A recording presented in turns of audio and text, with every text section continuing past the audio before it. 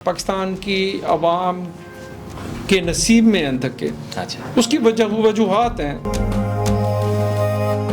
पाकिस्तान के तमाम बड़े तख्लीक किए जाने वाले लीडर जो है एस्टेब्लिशमेंट की नर्सरियों से निकले। मैंने शाह महमूद कुरैशी को जो है, कभी वो पाकिस्तान मुस्लिम लीग नवाज के साथ है, वो नवाज शरीफ की गाड़ी ड्राइव कर रहे हैं, तो ज़ेरे अताब है। कभी वो जनाब जो है आसिफ अली जरदारी और बेनज़ीर भुट्टो की गाड़ी ड्राइव कर रहे हैं, कभी वो इमरान खान की गाड़ी ड्राइव कर रहे हैं। ये तमाम जो सियासतदान हैं, ये सिर्फ और सिर्फ इक़्तिदार के पुजारी। Makhdoom Javed Hashmi anti establishment politician है।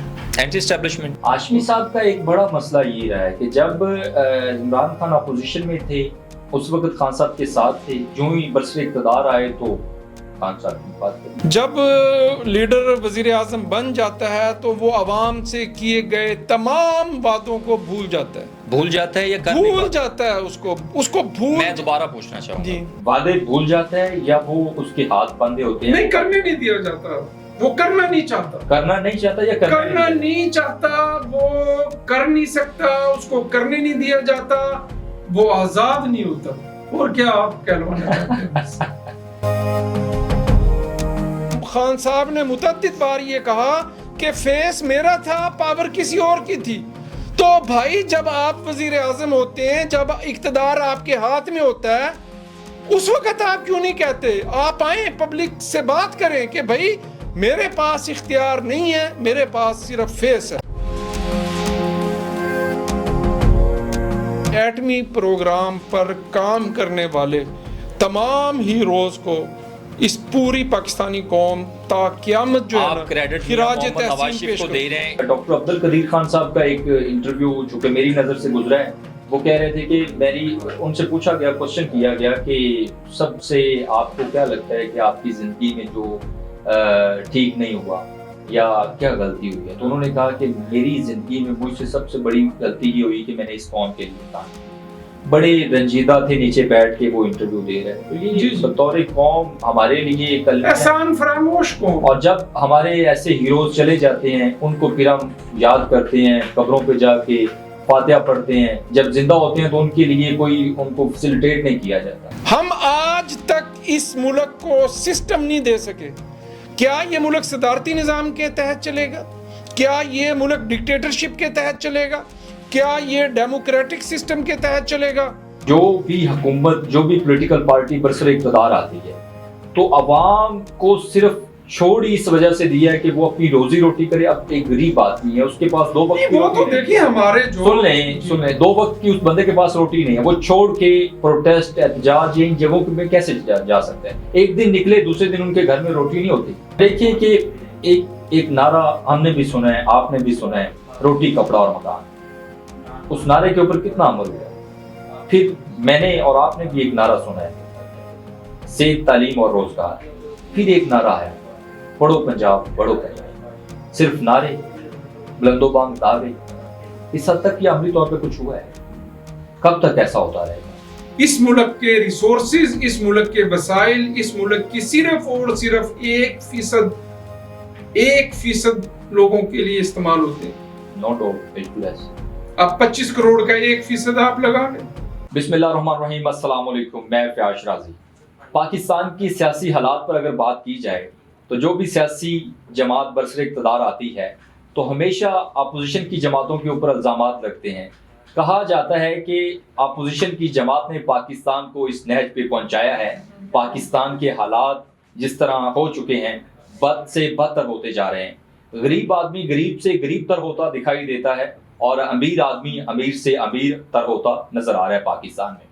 आपने देखा है कि पाकिस्तान की तमाम पॉलिटिकल पार्टीज एक दूसरे के ऊपर इल्जामात लगा रही होती हैं, सामने आते हैं, प्रेस कॉन्फ्रेंसेज हो रही होती हैं, कहा जाता है कि पाकिस्तान के हालात फलां पार्टी ने इस तरह किए हैं। बहरहाल ये तमाम तर सूरत हाल अपनी जगह पर मौजूद हैं।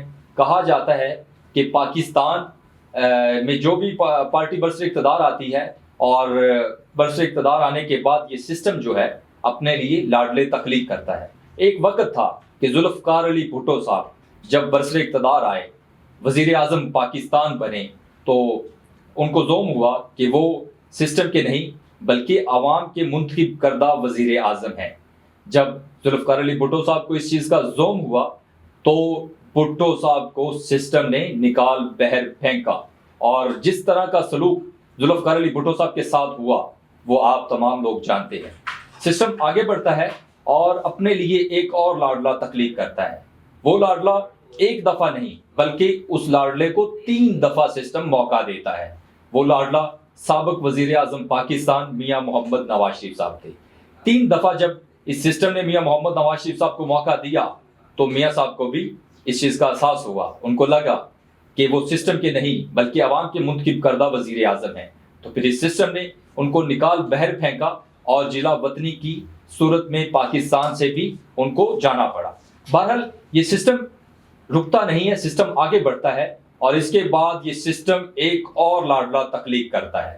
وہ لاڈلا بانی پاکستان تحریک انصاف کی صورت میں عمران خان ہوتے ہیں۔ بانی پاکستان تحریک انصاف جب الیکٹ ہوتے ہیں، وزیر اعظم بنتے ہیں، تو خان صاحب کو بھی یہ لگتا ہے کہ وہ عوام کے منتخب کردہ وزیر اعظم ہیں۔ جب آتے ہیں بڑے بلنٹ ہو کے سامنے آ کے کہتے ہیں کہ میں عوام کا وزیر اعظم ہوں اور عوام کے لیے کام کروں گا۔ نعرے، کھوکھلے نعرے اور بلند و بانگ دعوے، ساری چیزیں آپ لوگوں نے دیکھی۔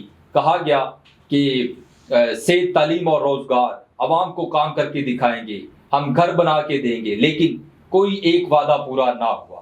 سسٹم آگے بڑھتا ہے، جب عمران خان کو لگتا ہے کہ وہ عوام کے منتخب کردہ وزیر اعظم ہیں تو سسٹم آگے نکلتا ہے اور بانی پاکستان تحریک انصاف کے اوپر پے در پے ایک سے بڑھ کے دوسرا تیسرا مقدمات شروع ہو جاتے ہیں، FIRs ہونا شروع ہو جاتی ہیں، اور بانی پاکستان تحریک انصاف وزیر اعظم ہاؤس سے باہر نکال دیا جاتا ہے ان کو، اور اڈیالہ جیل میں بند کر دیا جاتا ہے۔ سسٹم آگے بڑھتا ہے، اس کے بعد پاکستان میں عبوری حکومت آتی ہے، کاکڑ صاحب پرائم منسٹر آف پاکستان بنتے ہیں۔ اس کے بعد پاکستان میں ایک پیپلز پارٹی اور مسلم لیگ نون کی حکومت ہوتی ہے، پھر میاں محمد شہباز شریف صاحب کو دوبارہ موقع ملتا ہے۔ بہرحال یہ ساری صورتحال اپنی جگہ پر موجود ہیں۔ آج ہم بات کریں گے ملتان کی۔ پاکستان کا ایک بڑا شہر ہے، ملتان کی عوام نے پاکستان کے بڑے بڑے پولیٹیشنز، بڑے نام تھے سیاست کے، جن کو الیکٹ کیا، اسمبلیوں کے فلور پر پہنچایا، بڑی وزارتوں کے اوپر براجمان رکھا، لیکن بدقسمتی رہی ملتان کی، جس طرح پاکستان کی بدقسمتی رہی، ملتان کی بھی بدقسمتی رہی۔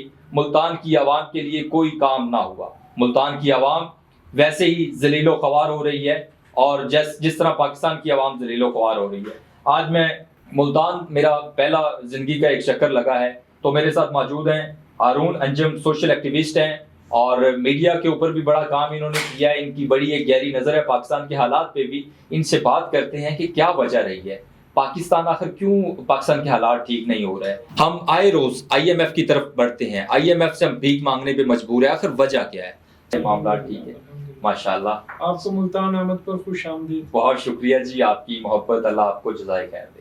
اچھا، فرسٹ آف آل تو میں آپ سے پوچھنا چاہوں گا کہ ملتان سے ہم شروع کریں گے، چونکہ میری بڑی خواہش بھی تھی۔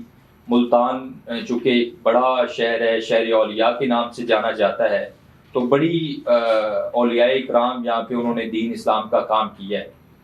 ملتان میں بڑے گھرانے ہیں سیاست میں، جس میں گیلانی خاندان ہے، قریشی خاندان ہے، ہاشمی خاندان ہے، لیکن عوام وہی دھکے کھا رہی ہے۔ کیا وجہ؟ دیکھیں، دھکے تو پورے پاکستان کی عوام کھا رہی ہے۔ میں چونکہ ملتان پہ آپ کی، میں یہاں سے سٹارٹ کروں گا، اس کے بعد پھر دھکے پورے پاکستان کی عوام کھا رہی ہے، اور پاکستان کی عوام کے نصیب میں ہیں دھکے۔ اچھا، اس کی وجوہات ہیں۔ دیکھیں، جو قوم اپنے حق کو نہیں پہچانتی، اپنے حق کے لیے آواز بلند نہیں کرتی، اور جو قوم ظلم کو سہنا سیکھ جاتی ہے، اور جو قوم اپنے ارد گرد کی برائی پر نظر رکھنے کی بجائے، چیک اینڈ بیلنس رکھنے کی بجائے اس کا حصہ بن جائے، تو پھر اس عوام کے ساتھ یا اس قوم کے ساتھ یہی سلوک ہوتا ہے جو پچھلے 78 سال سے پاکستان کے ساتھ ہو رہا ہے۔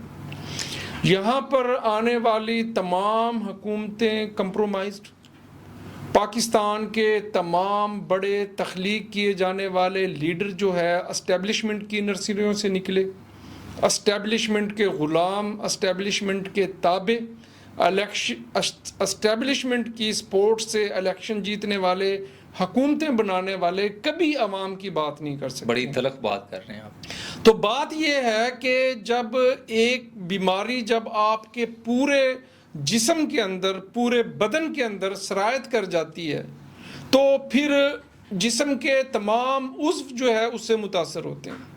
آپ کی ٹانگ بھی متاثر ہوتی ہے, آپ کا بازو بھی متاثر ہوتا ہے, آپ کا ہیڈ بھی متاثر ہوتا ہے, آپ کی آنکھیں بھی متاثر ہوتی ہیں. تو اسی طرح جس طرح پورے پاکستان کا ایک المیہ ہے, اسی طرح ملتان بھی پاکستان کا حصہ ہے. بدقسمتی کی بات یہ ہے کہ ملتان سے بڑے بڑے سیاسی خاندان جو ہے جن کے آباء و اجداد حکومتوں میں رہے, گورنر رہے, وزیر اعظم رہے, بہت بڑی بڑی پوسٹوں پر رہے, کے اوپر رہ چکے ہیں. بالکل یہاں کا گیلانی خاندان, آپ سید یوسف رضا گیلانی کو دیکھیں کہ اسپیکر قومی اسمبلی, وزیر اعظم پاکستان, پھر وہ آج کل چیئرمین سینٹ ہیں, اور وہ پاکستان پیپلز پارٹی کے کوئی فیصلہ سازی ان کے بغیر نہیں ہو سکتی. آپ دیکھیں کہ ان کے 3 بیٹے اس وقت اسمبلیوں میں موجود ہیں, ان کے 3 بیٹے ان کے قومی اسمبلی میں موجود ہیں, اور ایک بیٹا ان کا پنجاب اسمبلی میں پاکستان پیپلز پارٹی کا پارلیمانی لیڈر ہے. آپ یہاں پر قریشی خاندان دیکھ لیں, آپ دیکھ لیں, میں تو جب سے آنکھ میں نے کھولی ہے میرا تعلق ملتان سے ہے. میں نے شاہ محمود قریشی کو جو ہے, کبھی وہ پاکستان مسلم لیگ نواز کے ساتھ ہیں, وہ نواز شریف کی گاڑی ڈرائیو کر رہے ہیں, کبھی وہ جناب جو ہے آصف علی زرداری اور بے نظیر بھٹو کی گاڑی ڈرائیو کر رہے ہیں, کبھی وہ عمران خان کی گاڑی ڈرائیو کر رہے ہیں. یہ تمام جو سیاستدان ہیں یہ صرف اور صرف اقتدار کے پجاری. شاہ محمود قریشی کی آپ بات کر رہے ہیں, میں کہہ رہا ہوں آج کل وہ زیر عتاب ہے, وہ کاسٹ پے کر رہے ہیں. دیکھیں جس عہدے پر وہ فائز تھے وہ وفاقی وزیر خارجہ تھے, جو ریاستی ذمہ داری ان کے بعد سب سے بڑا عہدہ جو اس وقت کے حالات میں ان کی ذمہ داری تھی, انہوں نے ریاستی ذمہ داری پوری کرنے کی بجائے انہوں نے اپنی پولیٹیکل پارٹی سے, انہوں نے اپنے لیڈر سے وفاداری نبھائی جس کی کاسٹ وہ پے کر رہے ہیں. تو بات یہ ہے کہ جب مخدوم جاوید ہاشمی صاحب کا ذکر کیے بغیر تو میں کہتا ہوں, کیونکہ ان کا بڑا نام ہے, پہلے وہ میاں محمد نواز شریف صاحب کے ساتھ رہے, ان کو چھوڑا تو پھر ان کے اوپر تنقید, تابڑ توڑ حملے, اسی طرح ہی جب بانی پاکستان تحریک انصاف کے ساتھ آئے تو ان کو چھوڑا تو پھر ان کے اوپر حملے, تابڑ توڑ, تنقید, اور اب ان کے حق میں بول رہے ہیں, بار بار کہہ رہے ہیں کہ وہ حق پہ ہیں اور ان کو بلا وجہ سزا دی جا رہی ہے. دیکھیں Makhdoom Javed Hashmi anti establishment politician ہے. اینٹی اسٹیبلشمنٹ ٹھیک ہے, انہوں نے ضیاء الحق کی کابینہ کے وہ ممبر رہے اور انہوں نے پھر اس غلطی کو تسلیم کیا. میں تو دیکھیں ان کا ادنا سا شاگرد ہوں, ان کی درسگاہ کا شاگرد ہیں آپ ان کے. جی میرا جس حلقے میں آپ بیٹھے ہیں اس حلقے کے سے مخدوم جاوید ہاشمی صاحب متعدد بار قومی اسمبلی کے رکن رہے ہیں. صحیح. اور میں نے اپنی زندگی میں 4 الیکشن میں مخدوم جاوید ہاشمی کو ووٹ کاسٹ کیا. اچھا ایک چیز اور میں نے دیکھی ہے, سوری ٹو سے, کہتے ہیں کچھ لوگوں نے, پولیٹیشینز نے اور بڑے بڑے لوگوں نے دعویٰ کیا ہے کہ مخدوم جاوید ہاشمی صاحب دماغی توازن کھو چکے ہیں ایج زیادہ ہونے کی وجہ سے. نہیں, میں تو یہ کبھی نہیں کہوں گا, بڑا نام ہے, میں تو ان کو احترام میں تو آج بھی یہ کہتا ہوں کہ مخدوم جاوید ہاشمی کو آپ یہ پوچھ لیں کہ ان کی جو کتاب ہے میں باغی ہوں, اس کے کون سے صفحہ نمبر پر انہوں نے کون سی بات ڈسکس کی ہے تو وہ آپ کو بتا دیں گے. آپ کو یقین نہیں آتا تو میں صبح آپ کو ملوا دوں گا مخدوم جاوید ہاشمی صاحب سے. اچھا, مخدوم جاوید ہاشمی صاحب اینٹی اسٹیبلشمنٹ آدمی ہیں اور ان کی بہت قربانی ہے. انہوں نے تقریباً جو ہے نا ہر جابر حکمران کے دور میں, ہر اسٹیبلشمنٹ کے دور میں انہوں نے جیل کاٹی ہے, اور اب آج کل بہرحال ان کی جو حکمت عملی ہے وہ ہماری سمجھ سے بھی باہر ہے, اور وہ کھل کر دیکھیں. بات یہ ہے کہ آپ نے نواز شریف کو چھوڑا, پھر آپ نواز شریف کے بارے میں کہتے ہیں پارلیمنٹ میں کھڑا ہو کے کہ میرا لیڈر ہے. آپ اس وقت حصہ ہوتے ہیں پی ٹی آئی کا حصہ ہیں آپ, اور کہہ رہے ہیں کہ نواز شریف میرا لیڈر ہے. اور پھر اس کے بعد آپ نے تحریک انصاف جوائن کی, اور پھر کنٹینر سے اتر کے کیسے آپ نے چھوڑی, اور پھر کیسے اس وقت کی نواز شریف کی جاتی ہوئی حکومت کو آپ نے ریسکیو کیا, اور پھر آپ نواز شریف کے کیمپ میں آ گئے, اور پھر آپ نے نواز شریف عمران خان پر شدید تنقید کی, اور آج کل آپ جو ہے نا عمران خان کو پاکستان کا ہیرو قرار دے رہے ہیں. ہاشمی صاحب کا ایک بڑا مسئلہ یہ رہا ہے کہ جب عمران خان اپوزیشن میں تھے اس وقت خان صاحب کے ساتھ تھے، جو ہی برسر اقتدار آئے تو خان صاحب کی بات کرتے؟ دیکھیں ایک خاص وقت کے بعد جو ہے نا آپ حکومتی جو جماعت ہے اس کے آپ پولیٹکس کر نہیں سکتے، کیونکہ جو حکومت میں آ جاتی ہیں جماعتیں پھر وہ نا سرنڈر کر دیتی ہیں، وہ پھر اپنے نظریات پہ، اپنے منشور پہ اور ان چیزوں پہ جس کمٹمنٹ کی بنیاد پر انہوں نے عوام سے ووٹ لیا ہوتا ہے، چاہے وہ کوئی بھی پولیٹیکل پارٹی ہو، میں نام نہیں لیتا اس کا، جب لیڈر وزیر اعظم بن جاتا ہے تو وہ عوام سے کیے گئے تمام وعدوں کو بھول جاتا ہے یا کر نہیں بھول پاتا؟ جاتا ہے اس کو بھول میں دوبارہ پوچھنا چاہوں گا، جی بھول جاتا ہے یا کر نہیں پاتا؟ نہیں بھول جاتا ہے، وہ بھول جاتا ہے، اس کی نظر جو ہے اس کو پتہ ہوتا ہے کہ میں دوبارہ پوچھنا چاہوں ہاں گا، وعدے بھول جاتا ہے یا وہ اس کے ہاتھ بندھے ہوتے ہیں؟ نہیں کرنے نہیں دیا جاتا، وہ کرنا نہیں چاہتا، کرنا نہیں چاہتا یا کرنا نہیں چاہتا، وہ کر نہیں سکتا، اس کو کرنے نہیں دیا جاتا، وہ آزاد نہیں ہوتا، اور کیا آپ کہلوانا چاہتے ہیں مجھ سے؟ آزاد نہیں ہوتا اس وجہ سے؟ وہ آزاد نہیں ہوتا، اس کے اندر اتنی جو تو عمران خان چھوڑ دیتا نا، وہ کہہ دیتا کہ میں نہیں کر سکتا، نواز شریف نے 3 دفعہ نہیں تو چھوڑا خان صاحب نے تو اقتدار، یہ بات کی ہے، وہ کہتے تھے کہ میں وہ ڈمی وزیر اعظم نہیں بن سکتا، نہیں وہ بنا نا، پھر وہ چپکا رہا، پھر اس نے نہیں چھوڑا، پھر اس سے چھڑوایا گیا، پھر چھڑوانے کے بعد خان صاحب نے متعدد بار یہ کہا کہ فیس میرا تھا، پاور کسی اور کی تھی، تو بھائی جب آپ وزیر اعظم ہوتے ہیں، جب اقتدار آپ کے ہاتھ میں ہوتا ہے، اس وقت آپ کیوں نہیں کہتے؟ آپ آئیں پبلک سے بات کریں کہ بھائی میرے پاس اختیار نہیں ہے، میرے پاس صرف فیس ہے۔ اچھا میں آپ سے ایک بات اور پوچھنا چاہوں گا، آپ چونکہ بڑا آپ نے کام کیا ہے، ملکی حالات پہ آپ کی گہری نظر ہے، آپ کیا سمجھتے ہیں کہ اب تک پاکستان میں کس پولیٹیکل پارٹی نے عوام کے لیے، پاکستان کے لیے سب سے بہتر کام کیا؟ دیکھیں میں تو سخت بات کرتا ہوں، کسی کو پسند آئے یا نہ آئے، سخت نہیں، میں حقیقت تھوڑی میں حقیقت بات آپ کو کرتا ہوں، سخت بات بھی کرتا ہوں۔ اس وقت جو ہے نا آپ جب سے ہم نے وہ سنبھالا ہے، پیچھے مجھے نہیں پتا، میں تو سمجھتا ہوں کہ میاں نواز شریف نے جو ہے اس ملک کے لیے کافی بہتر کام کیے۔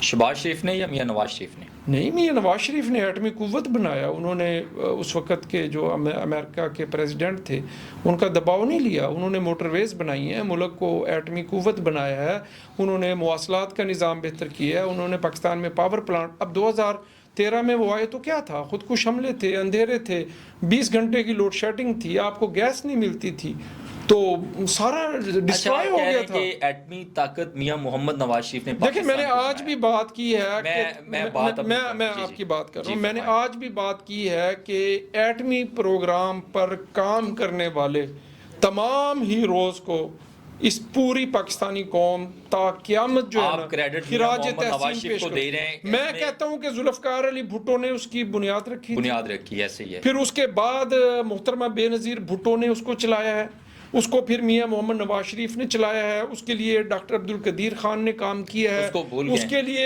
جو ہے ڈاکٹر سمر مبارک نے کام کیا ہے۔ عبدالقدیر خان کو ہم بھول چکے ہیں، آپ نے، میں تو یہ اب دیکھا ہے تو بڑا ان سے آپ کو، جی بالکل سوشل میڈیا کے اوپر جس طرح ڈاکٹر صاحب کو اپریشیٹ کیا گیا، میں نے یہ دیکھا ہے جی 28 مئی کو جو اشتہارات سامنے آئے ہیں اخبارات کے اوپر، بڑی بڑی تصویریں تھیں، اس میں آصف علی زرداری صاحب کی حکومت، لیکن ایک چیز آپ نے بھی دیکھی ہوگی کہ ڈاکٹر عبدالقدیر خان صاحب کی تصویر اور قومی بجٹ سے کروڑوں روپے ضائع کر دیے گئے، لیکن کیا میں آپ کی بات سے 1000% متفق تو آپ کریڈٹ دے رہے ہیں؟ یہ ظرف نہیں ہے نا، ظرف نہیں ہے، لیکن جو نواز شریف کے حصے کا کریڈٹ ہے وہ تو ان کو دینا پڑے گا۔ بالکل ایسے ہی ہے۔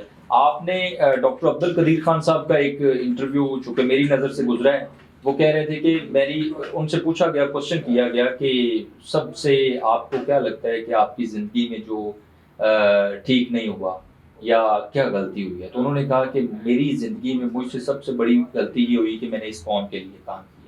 بڑے رنجیدہ تھے نیچے بیٹھ کے وہ انٹرویو دے رہے ہیں، تو یہ بطور قوم ہمارے لیے ایک احسان فراموش قوم، اور جب ہمارے ایسے ہیروز چلے جاتے ہیں ان کو پھر ہم یاد کرتے ہیں، قبروں پہ جا کے فاتحہ پڑھتے ہیں، جب زندہ ہوتے ہیں تو ان کے لیے کوئی ان کو فیسیلیٹیٹ نہیں کیا جاتا۔ دیکھیں ناکام کیوں ہیں، بھٹک کیوں رہے ہیں، 78 سال کے بعد گمراہ کیوں ہیں، کوئی سمت اور ڈائریکشن کیوں نہیں ہے؟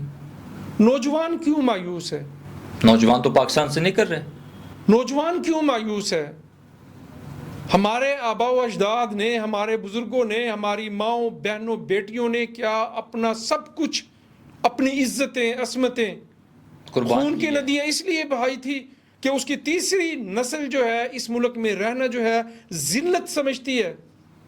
ہر دوسرا پاکستانی نوجوان چھوڑنا چاہتا ہے. اس کی وجہ کیا ہے؟ اس کی وجہ یہ ہے کہ ہم نے ان کی قربانیوں کا احترام نہیں کیا. ہم آج تک اس ملک کو سسٹم نہیں دے سکے. کیا یہ ملک صدارتی نظام کے تحت چلے گا؟ کیا یہ ملک ڈکٹیٹرشپ کے تحت چلے گا؟ کیا یہ ڈیموکریٹک سسٹم کے تحت چلے گا؟ ہم اس ملک کے لیے کوئی نظام وضع نہیں کر سکے. اور ہر 10 سال کے بعد ایک نیا تجربہ، 25 کروڑ ملک کے لوگوں کے لیے ایک نیا تجربہ، ایک نیا ایکسپیریمنٹ. اب نیا ایکسپیریمنٹ ایک اور آ رہا ہے. وجہ کیا ہے؟ بلاول بھٹو کی صورت میں. وجہ کیا ہے؟ وجہ یہ ہے کہ عوام اپنے حق کے لیے نہیں کھڑی ہوئی. عوام نے اپنے حق کو پہچانا نہیں. سب سے زیادہ جو حالات پاکستان کے ہوئے ہیں یہ عوام کا قصور ہے. آف کورس عوام، آف کورس. سر آپ دیکھیں کہ عوام کو تو اپنی روزی روٹی کے لالے پڑے ہوئے ہیں. آپ جب میری روزی روٹی کے لالے تو آپ پڑے ہیں نا، تو 90 سے تو نہیں پڑے ہوئے تھے نا. جو بھی حکومت، جو بھی پولیٹیکل پارٹی برسر اقتدار آتی ہے تو عوام کو صرف چھوڑ ہی اس وجہ سے دیا ہے کہ وہ اپنی روزی روٹی کرے. اب ایک غریب آدمی ہے، اس کے پاس 2 وقت کی روٹی دیکھیے ہمارے سن لیں 2 وقت کی اس بندے کے پاس روٹی نہیں ہے. وہ چھوڑ کے پروٹیسٹ، احتجاج ان جگہوں میں کیسے جا سکتا ہے؟ ایک دن نکلے دوسرے دن ان کے گھر میں روٹی نہیں ہوتی. حالات اس طرح کے سر ڈیجیٹل میڈیا کا دور ہے، سوشل میڈیا کا دور ہے. پاکستانی قوم اپنا 90% ٹائم جو ہے نیوڈ ویڈیوز دیکھنے میں، سیکسول ویب سائٹ دیکھنے میں صرف کرتی ہے. جو جھوٹ بولتے ہیں، جو گندی ویڈیوز لگاتے ہیں، جو سیکسول سٹوریز کرتے ہیں، جو انٹرٹینمنٹ کرتے ہیں، قوم ان کو دیکھتی ہے. یہ تو آپ کے پاس ایک ڈیوائس ہے. آپ اپنے ساتھ کوئی کسی پولیس اسٹیشن میں ظلم دیکھتے ہیں، آپ کہیں کسی فوڈ کی فیکٹری میں جہاں پہ خوراک بنتی ہے اس میں آپ ایکسپوز کریں، محاسبہ کریں. آپ اپنے سیاستدانوں کا، جن کو ووٹ دیتے ہیں ان کا محاسبہ کریں نا. لیکن پاکستان میں جو پولیٹیکل وکٹمائزیشن محاسبہ کیا نہیں بنگلہ دیش میں کیا نہیں. بالکل ایسے ہی ہے. تو لیکن پاکستان میں پولیٹیکل وکٹمائزیشن، سیاسی انتقامی کارروائیاں، لوگوں کے اوپر مقدمات، پرچے، لوگ ڈرتے ہیں نا. لوگوں کو ڈر ہے، لوگوں کو انصاف نہیں ملتا. کتنے سالوں سے ڈر ہے؟ ظاہری سی بات یار 50 سال گزر گئے ہیں ظلم سہتے ہوئے. آپ دیکھیں کہ کتنی مہنگائی ہے، بجلی کے بل ہیں، گیس ہیں، پیٹرول کی پرائسز ہیں، بھتہ خوری ہے، انڈائریکٹ ٹیکسز ہیں. پارلیمان کی جو رکنز ہیں 140% بڑھا دی ہے. یار ان کے پروٹوکول زللے تللے، خود مر رہا ہے، سسک رہا ہے. تو آواز اٹھائے نا. اس ملک کا کسان آواز اٹھائے، اس ملک کا تاجر آواز اٹھائے. کسانوں کے ساتھ کیا ہوا ہے؟ میں آواز اٹھائے نا. کتنی آواز؟ 1-2% آواز اٹھانے سے تو چیزیں نہیں بنیں گی نا. آواز اٹھائے نا. سر دیکھیں، اگر کسان باہر نکلے ہیں، میں نے خود کور کیا ہے کسانوں کو. کسانوں کا حال یہ تھا کہ ان کے پاس جب پروٹیسٹ کر رہے تھے نا تو کھانا نہیں ہوتا تھا، پانی نہیں ہوتا تھا. لوگ اتنی گرمی، ٹمپریچر، کھجل ہو رہے ہوتے تھے. دیکھیں ایسے تو پھر اتنے آرام سے تو چیزیں نہیں ٹھیک ہوں گی.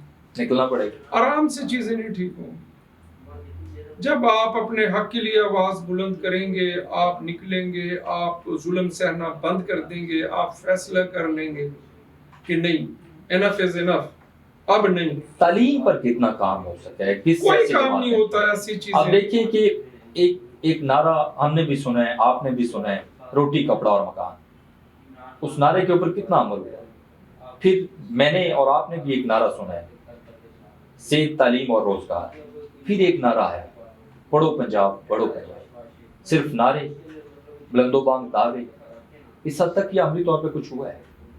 کب تک ایسا ہوتا رہے گا؟ دیکھیں میں تو یہ سمجھتا ہوں جب تک غریب کا بچہ اسکول نہیں جائے گا، جب تک غریب کے بچے کو صحت کی بنیادی سہولتیں نہیں ملیں گی، جب تک یہ امیر اور غریب کی تفریق ختم نہیں ہوگی، جب تک تعلیمی نظام تعلیم ایک جیسا نہیں ہوگا،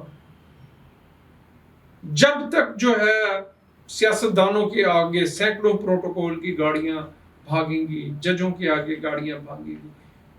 एक गरीब मुल्क सिसकती बिलकती आवाम के पैसे से, टैक्स के पैसों से उस मुल्क की अशराफिया आपको पता है इस मुल्क के रिसोर्सेज, इस मुल्क के वसाइल, इस मुल्क की सिर्फ और सिर्फ 1% लोगों के लिए इस्तेमाल होते हैं। नॉट ऑल, बिल्कुल ऐसे। अब 25 करोड़ का 1% आप लगा लें, इस मुल्क पर सिर्फ और सिर्फ 100 खानदान काबिज हैं पिछले 50 साल। चंद घराने मुसल्लत, चंद घराने काबिज हैं। कभी अपोजिशन की बेंचों पे बैठते हैं तो कभी दादा, फिर उसका बेटा, फिर उसका पोता। मजाक है यार, लीडरलेस बांच है ये। यहां कोई क़यादत जन्म नहीं ले सकती यहां पर, क्योंकि आप उठ नहीं सकते। मेरा ताल्लुक एक पॉलिटिकल पार्टी से है, वो गंद करती रहे, मैंने हमेशा उसको डिफेंड करूंगा। मेरा ताल्लुक इमरान खान की पार्टी से है, लेकिन आप इमरान तो एक खान पार्टी जितने को भी डिफेंड कर रहे थे। मैं जब ऑफ कैमरा बैठा रहा, मैं आप एक बात कर रहा हूं। अलमिया ये है कि जिस शख्स का जिस पॉलिटिकल पार्टी के साथ ताल्लुक है, उसका जो लीडर है वो उसके लिए एवरीथिंग है।